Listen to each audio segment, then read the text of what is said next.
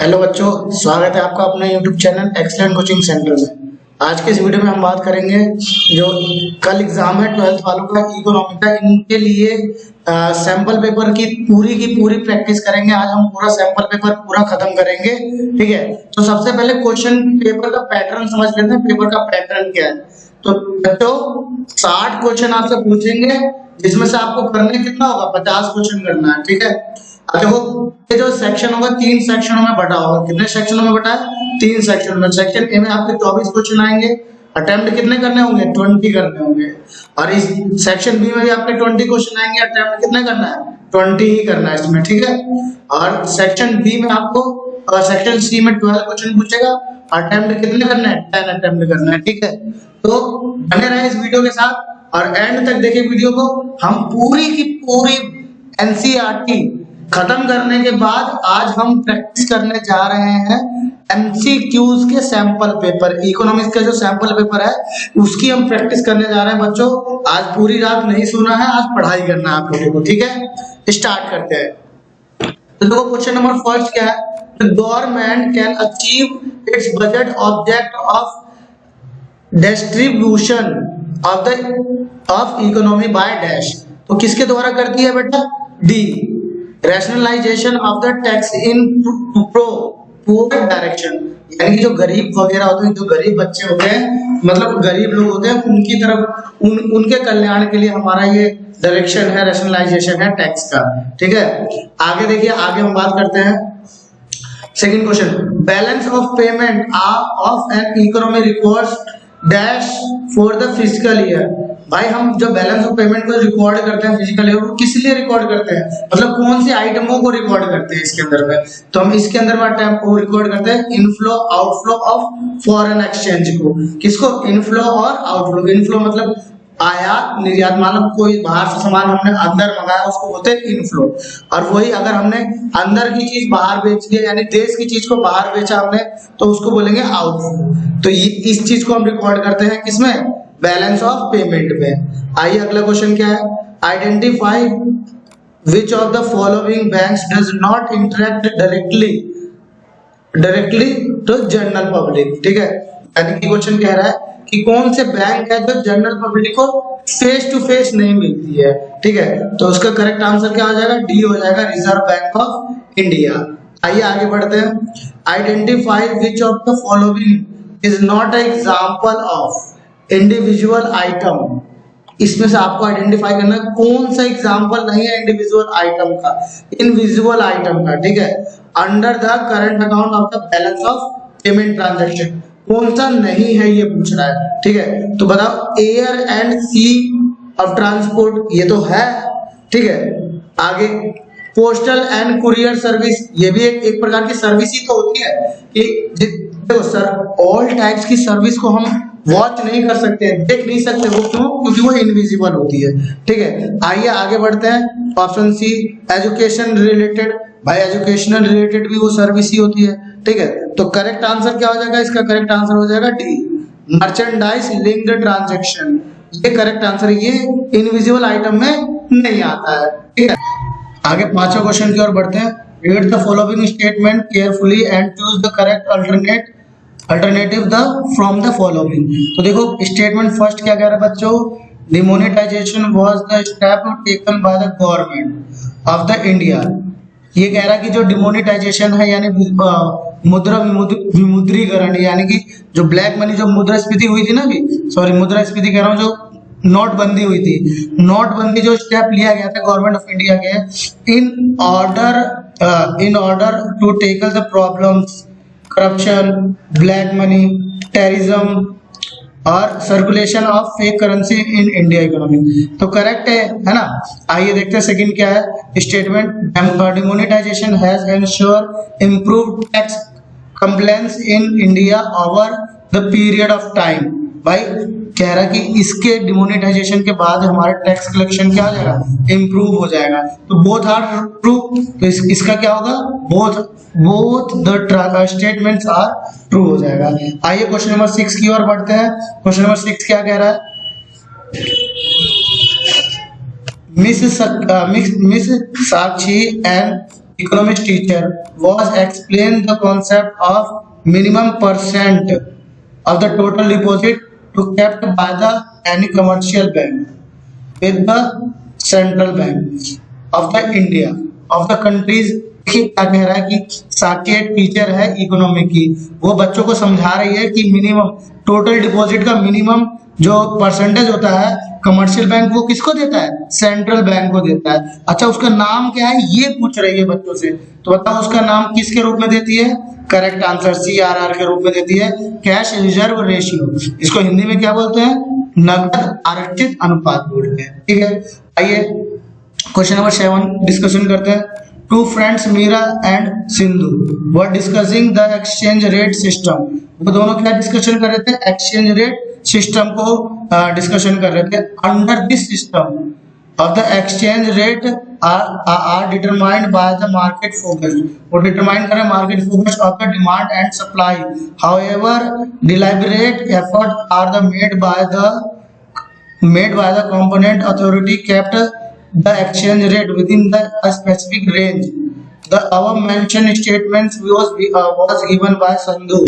ये सारे statements किसके द्वारा दिया गया, संधु के द्वारा भी दिया गया था। ठीक है, सिंधु के द्वारा दिया गया था। आइए identify the types of exchange rate system was the talking about।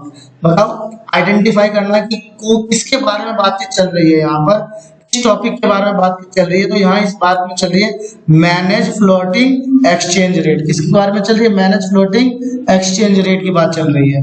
आइए क्वेश्चन नंबर 9 डिस्कशन कर लेते हैं, 8 सॉरी। इसमें भी दो स्टेटमेंट दिया गया है, दोनों स्टेटमेंट को आपको पढ़ना है। ठीक है, तो देखो public goods are those goods, जो पब्लिक गुड्स होती है वो गुड्स होती है and service that are collectively consumed by the public. जो क्या करती है, जो कलेक्टिवली कंज्यूमर करती है और उसको यूज भी कौन करती है, पब्लिक ही करती है। तो सही बात है, करेक्ट है ये स्टेटमेंट। देखिए सेकंड स्टेटमेंट क्या कह रहा है, public goods are excludable and reliable in nature. जो पब्लिक गुड्स होती है वो क्या होती है, एक्सक्लूडेबल होती है और रिलायबलेशन होती है इन नेचर में। ऐसा होता है क्या, नहीं होता है। ये तो डिपेंड करता है प्रोडक्ट की क्वालिटी पे और प्रोडक्ट क्या चीज है इस पर निर्भर करता है। तो देखिए statement first is true and statement second is false. ये आंसर क्या है हमारा, करेक्ट हो जाएगा। आइए क्वेश्चन नंबर 9 डिस्कशन कर लेते हैं। क्या है, under the balance of payment structure of the nation the two main categories of account for the classification of transaction are dash and dash। कह रहा है कि कौन से क्लासिफिकेशन को हम रिकॉर्ड करते हैं। ठीक है, तो करेक्ट ऑप्शन क्या होगा, यूनिलेटरल ट्रांसफर अकाउंट का क्या होगा, यूनिलेटरल ट्रांसफर अकाउंट का ये होगा क्या, ये नहीं होगा। ठीक है, ठीक है, फर्स्ट क्या करंट अकाउंट, तो करंट अकाउंट का ट्रांजैक्शन किया जाता है बिल्कुल एग्जैक्टली, है ना, जो भी हम बैलेंस ऑफ पेमेंट विदेश से करते हैं। एक तो करंट अकाउंट होता है और दूसरा क्या होता है, कैपिटल अकाउंट होता है, यानी कि पूंजी अकाउंट, पूंजी खाता, है ना, चालू खाता और पूंजी खाता, इन दोनों का तो करते हैं, इसका तो करते नहीं है लोन अकाउंट। हम लोग लोन अकाउंट भी बनाते हैं क्या, नहीं बनाते हैं। तो करेक्ट आंसर क्या हो जाएगा, देखिए उसका करेक्ट आंसर बी हो जाएगा, फर्स्ट एंड थर्ड। ठीक है, कंफ्यूज नहीं होना है। तो आप लोगों को जो भी क्वेश्चन समझ में नहीं आ रहा कमेंट करके बताइएगा मुझे। ठीक है, अब ये भी बताइए कि आपकी प्रिपरेशन कैसी चल रही है, कल के पेपर की तैयारी है या नहीं। ठीक है, चलिए आइए स्टार्ट करते हैं। Identity which of the following is not a function of the RBI. कह रहा है इसके अंदर में आपको जो नीचे ऑप्शन दिया गया है इसको आइडेंटिफाई करो कि कौन सा जो वर्क है, कौन सा ऐसा फंक्शन है जो आरबीआई नहीं करती है, कौन सा ऐसा फंक्शन है जो आरबीआई नहीं करती है। तो देखो ऑप्शन नंबर फर्स्ट ए क्या कह रहा है, to act as a banker to the government of India. Yes भाई, गवर्नमेंट ऑफ इंडिया का भी तो बैंक के रूप में काम करती है, exact. To act the custodian of the gold reserve of the India, यानी कि ये क्या करती है, गोल्ड रिजर्व करती है, इसकी इंडिया की गोल्ड को रिजर्व करती है। ये भी करेक्ट है कि नहीं। सी क्या कह रहा है, act the financial adviser of the government of India. Yes, ये गवर्नमेंट को अपना वित्तीय एडवाइस भी देती है, सलाह भी करती है ना, तो ये भी करेक्ट है। तीनों तो ऑप्शन करेक्ट हो गया। आइए डी देखते हैं, यही आपको पढ़ने की जरूरत नहीं है, यही करेक्ट होगा हमारा, क्योंकि वो कह रहा है नॉट अ फंक्शन, तीनों फंक्शन है तो चौथा नहीं होगा, जाहिर सी बात है। To issue the coin and 1 rupees note, क्या आरबीआई 1 रुपए का नोट छापती है? नहीं छापती है ना, ये कौन छापती है 1 रुपए का नोट? कमेंट करके आप बताएं इसका आंसर हमें, ठीक है।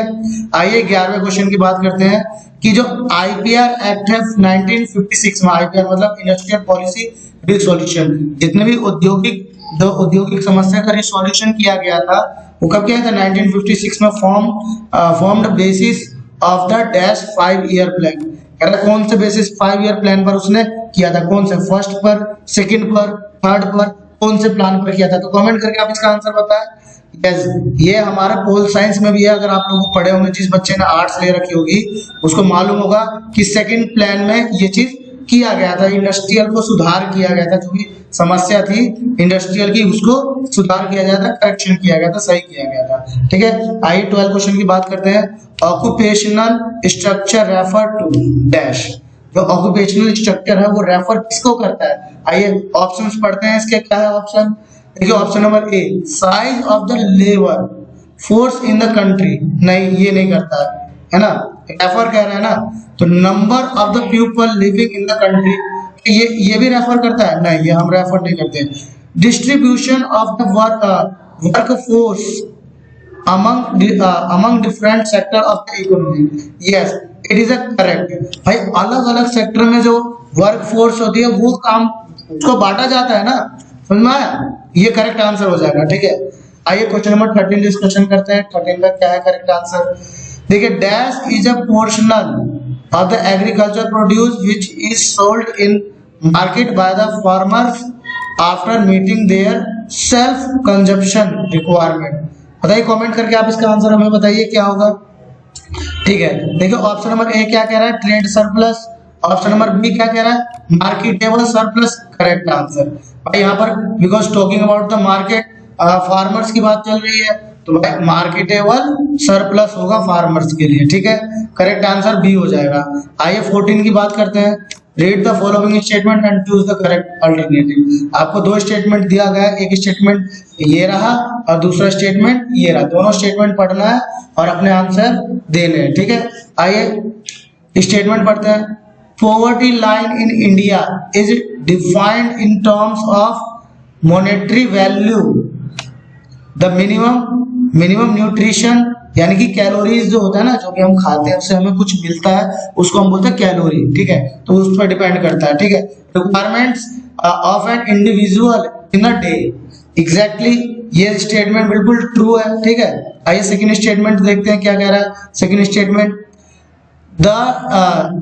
The definition of the poverty line in mandatory terms has not change over the year. क्या बताओ, वो ओवर द ईयर में चेंज किया गया कि नहीं किया गया? आप कमेंट करके बताएं। ये चेंज मतलब किया गया है, लेकिन इसके अंदर में कह रहा है कि चेंज नहीं किया गया, तो इसका मतलब ये गलत कह रहा है। तो स्टेटमेंट फर्स्ट तो ट्रू है, बट स्टेटमेंट सेकंड क्या है? फॉल्स है, यानी कि करेक्ट आंसर क्या हो जाएगा? सी हो जाएगा हमारा करेक्ट आंसर। आइए क्वेश्चन नंबर 15 की बात करते हैं। देखिए आपको इसमें भी 2 स्टेटमेंट्स दिए हुए हैं, तो दोनों स्टेटमेंट्स को आपको पढ़ने हैं और उसका आंसर आपको देना है। तो देखिए स्टेटमेंट क्या है? India is often challenge the outsourcing hub of the world. Correct है भाई, हमारे यहाँ ये क्या है? ऑफ्टन कॉल्ड है, ये इंडिया को कॉल्ड क्या? Outsourcing hub. हम जो भी होता है बाहर के ही सोर्स का इस्तेमाल करते हैं। Ability of the skilled man power is one of the prime factor. हमारे देश के अंदर में भाई क्या है? बहुत ज्यादा प्राइम फैक्टर में मैन पावर हमारे पास है, और जो भी मैन पावर है वो सारे के सारे कैसे? स्किल्ड है। तो बोथ आर ट्रू, ये भी ट्रू है एंड ये भी ट्रू है, तो करेक्ट आंसर क्या हो जाएगा? ए हो जाएगा correct answer. Both the statement are true हो जाएगा। आइए 16 क्वेश्चन की बात करते हैं। देखिए 16 क्वेश्चन पढ़ते हैं और इसका आंसर देखते हैं क्या होगा। कमेंट करके बताइए 16 का। Before the advent of green revolution in 1960, जो कह रहा है जो 1960 के अंदर में ग्रीन रिवॉल्यूशन यानी कि हरित क्रांति चला था, उससे पहले India was a primary dependent on dash for the supply of food. जो सप्लाई ऑफ फूड का वो किस पर डिपेंड था? बताइए करेक्ट ऑप्शन किस पर होगा, ए होगा हमारा करेक्ट आंसर। यानी किस पे, हम यूएसए पे डिपेंड करते थे, किस पे डिपेंड करते थे बच्चों, यूएसए पे डिपेंड करते थे जब ना हमने रिवॉल्यूशन नहीं चलाया था। ठीक है, आइए क्वेश्चन नंबर 17वें का आपको कमेंट करके आंसर बताना है, इसमें मैं नहीं बताऊंगा, आप बताएं, क्वेश्चन भी पढ़े और आंसर भी करेक्ट कर आपको बताना है। ठीक है, मुझे पूरा भरोसा है आप बता देंगे क्योंकि आपकी प्रैक्टिस बहुत अच्छी चल रही है। ठीक है, आइए क्वेश्चन नंबर 7 पढ़ते हैं। From the following given set of statement in the column first and column second, choose the correct pair of statements। आपको करेक्ट स्टेटमेंट्स को क्या करना है, पेयर करना, चूज करना। करेक्ट स्टेटमेंट क्या होगा, देखो ये कॉलम दे रखा है और इन कॉलम्स के नीचे आंसर जो करेक्ट होगा उसको आपको चूज करना, ये याद रखिए। ठीक है, तो देखिए इनका पेयर क्या है, export of goods and service, इसका क्या दे रखा है, इसका पेयर क्या है, export of goods over the import of goods, नहीं ये गलत है। ठीक है, आइए सेकंड कहते हैं, trade surplus an element of the individual item, ये भी सेम नहीं है, मतलब मैच नहीं कर रहा है ना। थर्ड देखो, current transfer to rest the world recorded as the positive item in the BOP, यानी बीओपी का मतलब होता है बैलेंस ऑफ पेमेंट अकाउंट, ये भी करेक्ट नहीं है। ठीक है, क्योंकि जब हम ट्रांसफर करते हैं तो पॉजिटिव आइटम, पॉजिटिव साइड थोड़ा ना लिखते हैं, नेगेटिव साइड लिखते हैं, क्योंकि मतलब पैसा जा रहा है हमारे देश से तो डेबिट होगा, समझ में आ रहा है, डेबिट क्रेडिट का रूल अकाउंट्स वाले बच्चे तो बड़े आराम से समझ गए होंगे। तो करेक्ट आंसर एक ही बच रहा है हमारा डी, तो डी का जोड़ा हमारा बिल्कुल मैच कर रहा है। ठीक है, तो करेक्ट ऑप्शन क्या हो जाएगा, डी हो जाएगा। ठीक है, आइए क्वेश्चन नंबर 18 की ओर बढ़ते हैं। 18 का क्या होगा, national bank for agriculture and the rural development यानी कि NABARD was set up in 1982 as a dash body to coordinate the activity of the all institutions involved in the rural financing system। तो कब किया गया था और कौन से बॉडीज के लिए किया गया था, है ना। आपको ऑप्शन यहाँ दिए गए, option number A cooperative, option number B apex, option number C micro credit, option number D private credit. तो भाई कॉर्पोरेट तो था नहीं, ठीक है। अपेक्स मान लो अगर आपको आंसर भी नहीं पता होगा ना तो आप लॉजिक लगा सकते हो। आप वैसे तो इसका करेक्ट आंसर अपेक्स है, लेकिन आप लॉजिक लगाओ, नाबार्ड इतना बड़ा है तो माइक्रो क्रेडिट तो होगा नहीं, ना ही ये प्राइवेट है, तो गवर्नमेंट के द्वारा चलाया गया था, ठीक है। तो करेक्ट आंसर क्या हो जाएगा, बी हो जाएगा हमारा करेक्ट आंसर, ठीक है। आगे बढ़ते हैं क्वेश्चन नंबर 19 की ओर, ठीक है। तो देखिए क्वेश्चन नंबर 19 क्या है, the government of India has decided to vaccinate adult population of India, ठीक है, without any charge, this would be category as dash.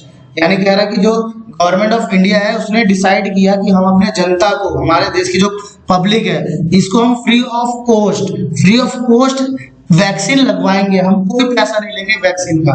तो बताओ ये कौन जो इसको वुड है, ये कैटेगराइज कौन से कैटेगराइज का है, तो रेवेन्यू, नेचर इन इनकम, क्या सरकार हमसे कमा रही है क्या, नहीं, ठीक है, वैक्सीन तो फ्री में मिल रहा है। कैपिटल, नेचर, एक्सपेंडिचर, क्या वो अपने सरकार किसी संस्था को बेच रही है, नहीं बेच रही है। रेवेन्यू, नेचर, एक्सपेंडिचर है, ये कैसा नेचर है, रेवेन्यू यानी कि राजस्व प्रकृति का खर्चा है, यानी कि छोटे मोटे खर्चे, सरकार के लिए खर्चे कैसे हो जाते हैं, छोटे मोटे खर्चे। कैपिटल, नेचर, एक्सपेंडिचर क्या होता है, यानी कि मान लो उसने कोई बिल्डिंग बना लिया, सरकार ने कोई बड़ी बड़ी बिल्डिंग बना लिया, तो सरकार ने कोई बिल्डिंग थोड़ी ना बनाया है, यहाँ पर बनाया क्या, बनाया यहाँ पर भाई छोटे छोटे खर्चे, यानी कि जैसे एक पब्लिक की नॉर्मल 300-400 रुपए का खर्चा आता है वैक्सीन का, तो ये खर्चे को छोटा मोटा खर्चा माना जाता है, ठीक है। तो ये करेक्ट आंसर इसका क्या हो जाएगा, सी हो जाएगा। चलिए आगे बढ़ते हैं क्वेश्चन नंबर 20 पर। Dash is not a reason for the poverty in India, ये जो डैश है ये रीजन नहीं है पॉवर्टी इन इंडिया का, ठीक है। तो पॉपुलेशन एक्सप्लोजन यानी कि बढ़ती जनसंख्या, ये तो रीजन है ही, एग्जैक्टली, है ना। राइज इन पर कैपिटल इनकम, यार एक बात बताओ, इन जीडीपी, अगर देश की जीडीपी बढ़ रही है तो क्या वो एक कारण होगा, नॉट अ रीजन, जो रीजन नहीं है उसकी गरीबी की।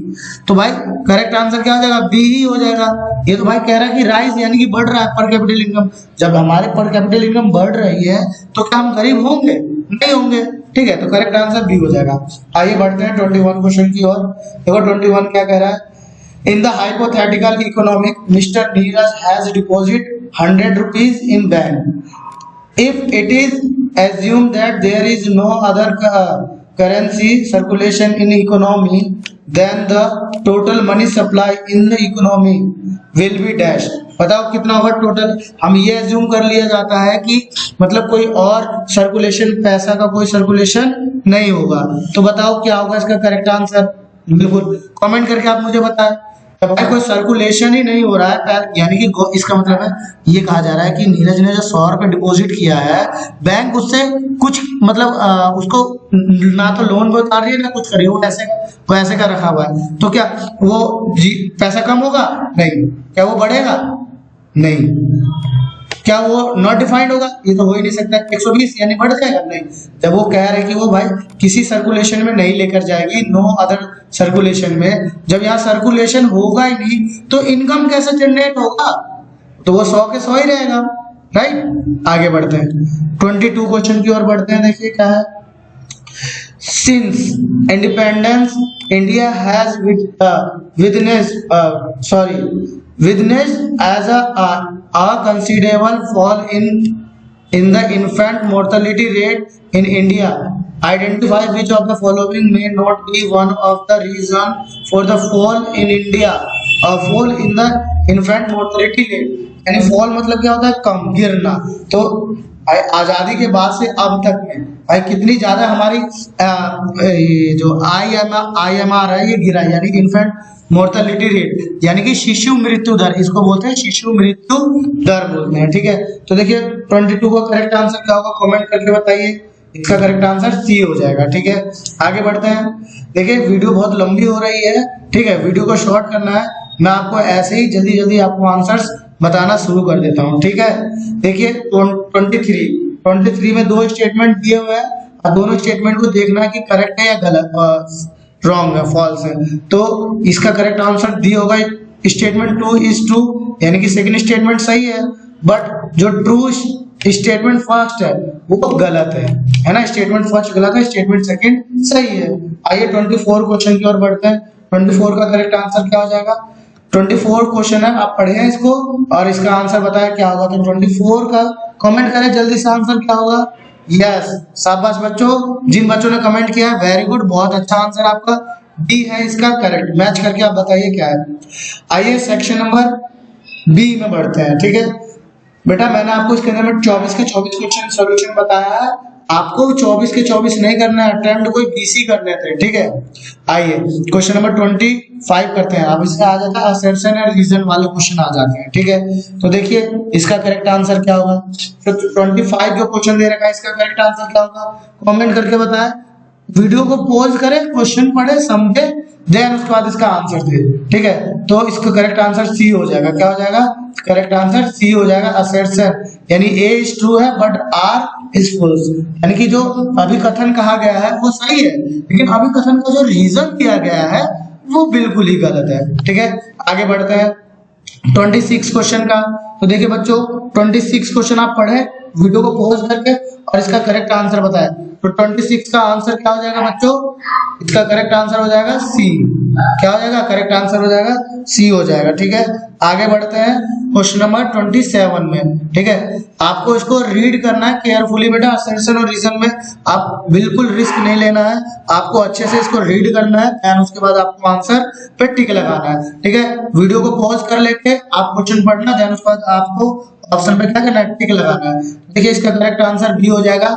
मैच करें कितने बच्चों का आंसर सही आ रहा है, कितनों का गलत आ रहा है। ठीक है, 28 का देखिए आप वीडियो को पॉज करके पढ़े क्या है इसका आंसर। ठीक है, तो इसका 28 का क्या होगा? सी हो जाएगा। ठीक है, आगे 29 का देखिए क्या होगा। 29 का ऑप्शन नंबर बताइए क्या हो सकता है? ए होगा, बी होगा, सी होगा, डी होगा, क्या होगा सही? तो 29 का भी सी होगा। ठीक है, आइए 30 क्वेश्चन का देखते हैं। मैंने क्वेश्चन को पॉज कर दिया है, अब इसको पढ़ ले, देन उसके बाद इसके आंसर को सोचे। ठीक है, नहीं तो वीडियो बहुत लंबा हो जाएगा आगे। ठीक है, तो बताओ बेटा ये जो 28 है जो क्वेश्चन, इसका करेक्ट आंसर क्या होगा? 30 का करेक्ट आंसर क्या होगा, जल्दी बताएं कमेंट करके। तो इसका आंसर हो जाएगा सी। बहुत बच्चों का आंसर करेक्ट जा रहा है, वेरी गुड बच्चों। आइए तो देखिए इस वाले 31 क्वेश्चन में देखो आपको फिगर ये डायग्राम दिया हुआ है, इस डायग्राम के बेस पर आपको कुछ क्वेश्चन करने होंगे, ठीक है। तो देखिए आप बताइए करेक्ट आंसर इसका क्या होगा, ठीक है, बताइए करेक्ट आंसर क्या होगा। 20 ये क्वेश्चन जो है 31 है, लेकिन बेटा ये आपको नहीं करना है। देखो ऊपर वाला आपको करना है, नीचे वाला आपके लिए ये जो है ना ये सेक्शन आपके लिए नहीं है। ये जो सेक्शन है ये सेक्शन आपके लिए नहीं है, आपके लिए ये वाला सेक्शन है, ठीक है। ये वाला सेक्शन है बेटा, आपको ये क्वेश्चंस पढ़ना है, ठीक है। चलिए पढ़ो, इसको पॉज कर ले रहा हूँ मैं, पॉज करके पढ़ो, ठीक है। मैं इसको इरेज कर देता हूँ।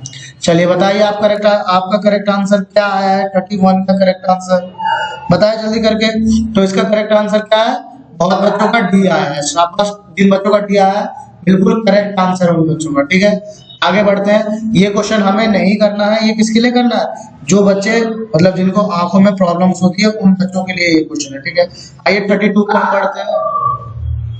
क्वेश्चन नंबर 32 ये क्वेश्चन नंबर 32 ये है। देखो ये आपको दे रखे चार्ट, ये दे रखा है आपको, ठीक है। ये चार्ट दे रखा है, इस चार्ट के बेस पर आपको क्या करना है, इस क्वेश्चन का आंसर देना है। ये क्वेश्चन नंबर 32 है बच्चों, ठीक है। ये क्या आ गया, ठीक है। आइए तो 32 का करेक्ट आंसर क्या होगा, कमेंट करके बताया। यस एग्जैक्टली ए होगा इसका करेक्ट आंसर, ठीक है। 33 पे बढ़ते हैं। देखो क्वेश्चंस मैंने पोज करके इसको पढ़े और उसके बाद अपने आंसर दे, ठीक है। तो 33 का करेक्ट आंसर क्या हो जाएगा, यस डी हो जाएगा। Assertion is false but reason is true.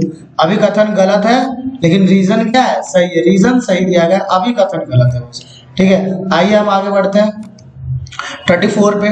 34 में 2 स्टेटमेंट दिया गया है और इसका करेक्ट आंसर आपको बताना है क्या है 34 का। तो बोथ स्टेटमेंट क्या है, ये statement first and statement second दोनों क्या है, ट्रू है। दोनों स्टेटमेंट कैसी है, ट्रू है। तो करेक्ट आंसर क्या हो जाएगा, ए हो जाएगा इसका करेक्ट आंसर, ठीक है। आइए 35 पर बढ़ते हैं। क्वेश्चन नंबर 35 क्या है। 35 दोनों इसमें भी 2 स्टेटमेंट दिए हुए हैं और बताना है आपको करेक्ट स्टेटमेंट क्या है 35 का। तो करेक्ट स्टेटमेंट बेटा, एक करेक्ट स्टेटमेंट फर्स्ट है और सेकंड स्टेटमेंट क्या है, फॉल्स है। आगे बढ़ते हैं क्वेश्चन नंबर 36 की ओर। देखो क्वेश्चन नंबर 36 में क्या क्वेश्चन पढ़े और इसको समझे, ठीक है। इसका आंसर मुझे कमेंट करके बताया कि 36 का करेक्ट आंसर क्या होगा। यस बेटा, इसका बेटा थर्ड भी होगा आंसर, फोर्थ भी होगा, है ना, सेकंड भी होगा एंड देन फर्स्ट होगा। इस सीरीज में होगा, आपको अरेंज करना था। तो करेक्ट आंसर क्या होगा, डी होगा, ठीक है बच्चों। किसी को कोई डाउट है, आगे बढ़ते हैं 37 में बढ़ते हैं। 37 का देखिए आंसर क्या होगा। क्वेश्चन पढ़े उसके बाद आंसर पे टिक लगाए, क्वेश्चन पढ़े उसके बाद आंसर पे टिक लगाए बच्चों, ठीक है। तो 37 का आंसर डी होगा। Assertion is false but reason is true होगा, ठीक है।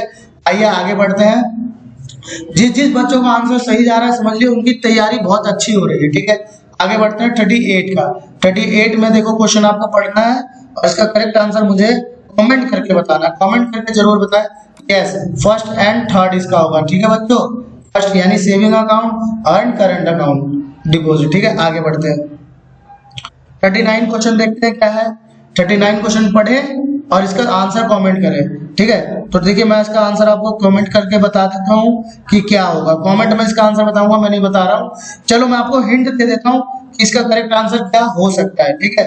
तो देखिए इसका करेक्ट आंसर ए भी हो सकता है, ठीक है, और बी भी हो सकता है, ठीक है। ए और बी इसमें 50-50 का चांस है। अब आप देख लीजिए क्या कौन सा ऑप्शन करेक्ट है, ठीक है। कमेंट करके बताइएगा। 40 क्वेश्चन का देखिए करेक्ट आंसर क्या होगा। इसका करेक्ट आंसर ए है, ठीक है। आंसर आप लोग मैच करें और ये भी चेक करें कि आप लोगों का जो क्वेश्चन आप कितना जवाब दे पा रहे हैं, एक्यूरेसी रेट क्या है आपके आंसर की, ठीक है। ये भी बहुत इंपॉर्टेंट कर जाता है एमसीक्यू के अंदर में बच्चों, ठीक है। और बहुत से क्वेश्चन जब नहीं आता है ना तो बच्चों मैं उस पर एडवाइस दूंगा, उस क्वेश्चन के जो एमसीक्यू होता है ना, एमसीक्यूज पे लॉजिक लगाया करो कि कौन सा ऑप्शन गलत है और कौन सा ऑप्शन सही है। कोई भी 3 ऑप्शन गलत होगा उसको काट दो, अगला जो चौथा होगा वो आपका करेक्ट आंसर ही होगा, ठीक है। आइए 41 की बात करें तो 41 का करेक्ट आंसर क्या हो जाएगा, सी हो जाएगा इसका करेक्ट आंसर, ठीक है बच्चों। आगे बढ़ते हैं 42 की। 42 में क्या है, देखो ये आपको डायग्राम दिया हुआ है, ठीक है, लो प्रोडक्शन वाला। और इसको डायग्राम को देख करके आपको इसके आंसर को क्या करना है, बताना है। 42 है बेटा इसका। आइए तो इसका करेक्ट आंसर क्या होगा, कमेंट करके बताएं। Yes, A, low level of income and low level of investment. ठीक है, ये इसका करेक्ट आंसर है बच्चों। वंस अगेन ये क्वेश्चन आ गया आपका, जो मतलब जो नहीं देख सकते हैं उनके लिए ये क्वेश्चन उनके लिए है। ठीक है, तो आपको ये क्वेश्चन नहीं करना है। ठीक है, पेपर में खास इस चीज का ध्यान रखिएगा, कौन सा क्वेश्चन आपको करना है, कौन सा क्वेश्चन नहीं करना है। ठीक है, आइए 43 क्वेश्चन पढ़े और इसका आंसर कमेंट करके जल्दी बताएं क्या होगा। तो 43 का करेक्ट आंसर मैच कर लेना बेटा, करेक्ट आंसर सी है इसका। क्या है करेक्ट आंसर, सी है।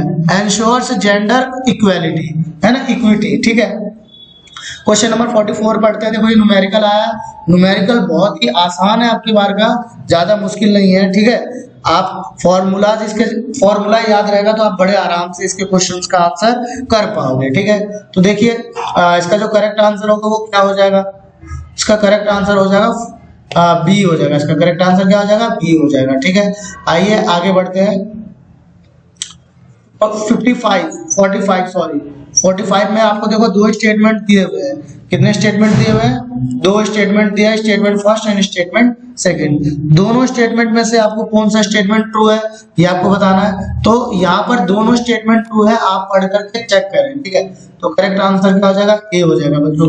करेक्ट आंसर क्या हो जाएगा बच्चों, ए हो जाएगा। 46 की बात करते हैं। तो 46 क्वेश्चन क्या है, ध्यान से पढ़िएगा क्वेश्चन, कल ही आपका एग्जाम है तो थोड़ा सा भी रिस्क नहीं लेना है हमें रिस्क लेना ही नहीं है।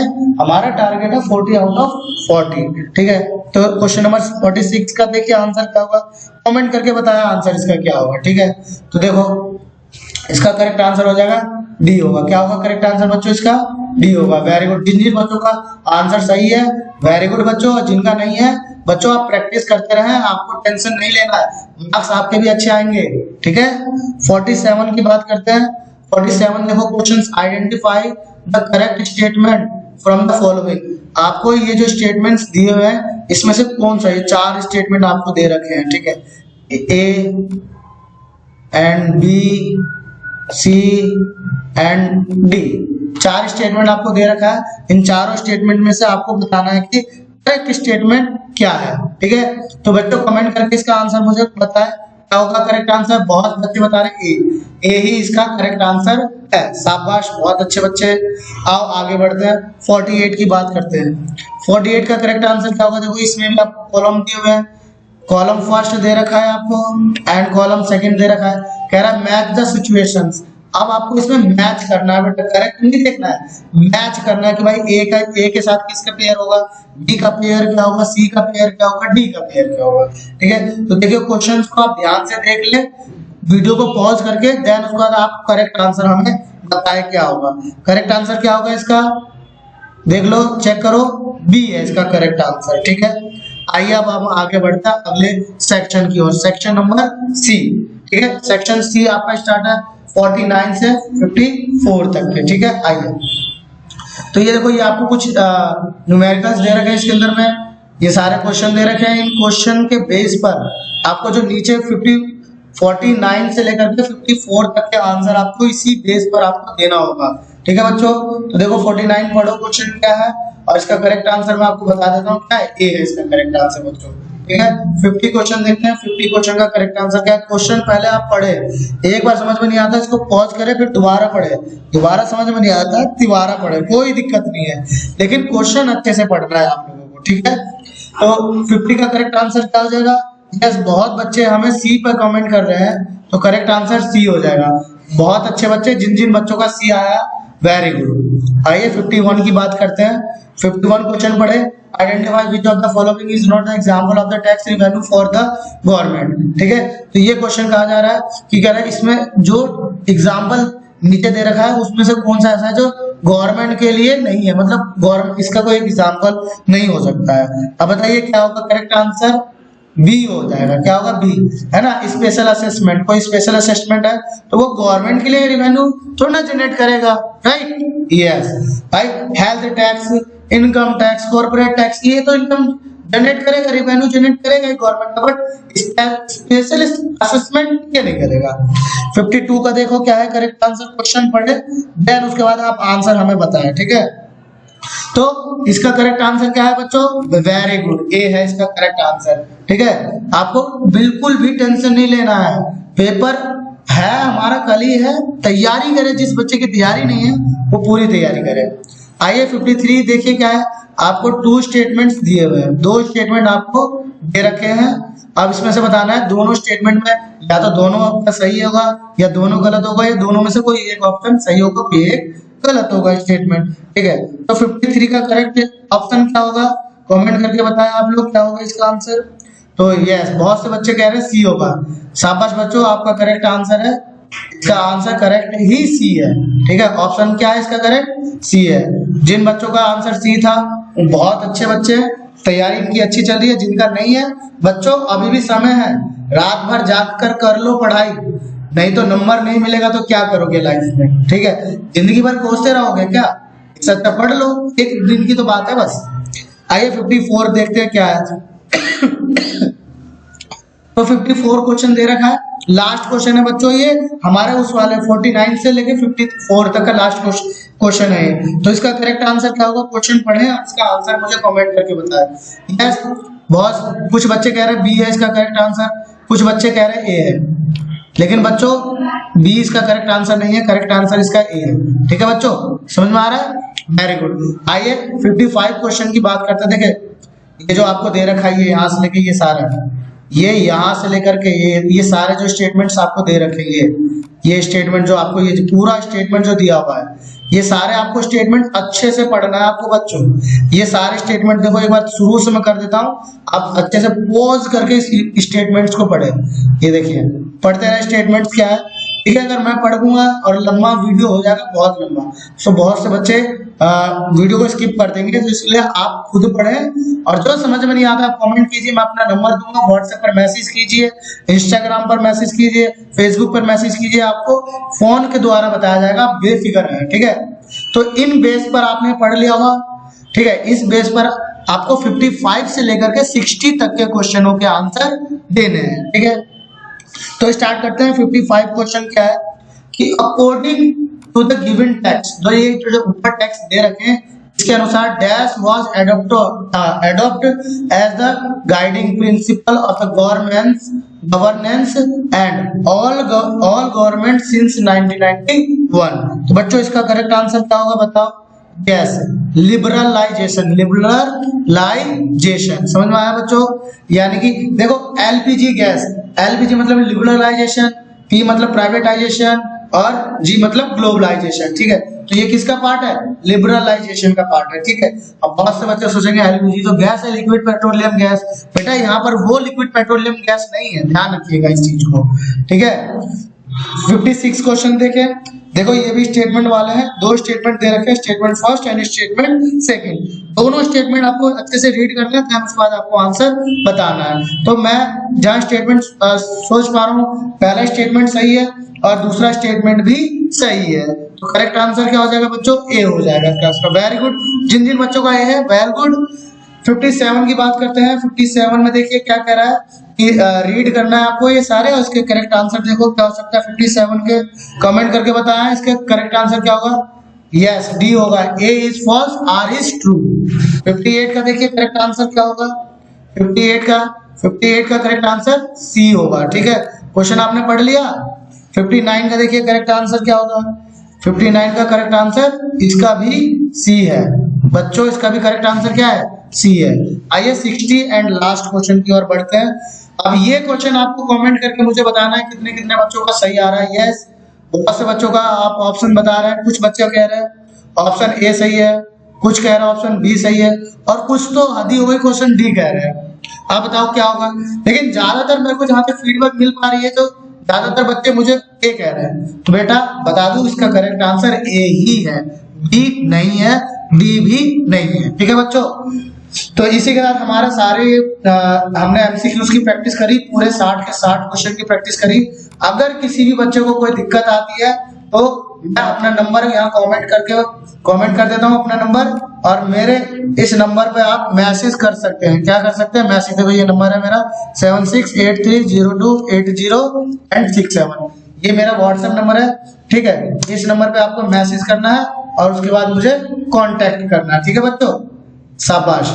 जिन जिन बच्चों के आप मुझे कमेंट करके बताएं कि कितने बच्चों के 60 में से कितने क्वेश्चन सही है और कितने क्वेश्चन गलत है। इसी के साथ मैं विदा लेता हूँ। जय हिंद, जय भारत।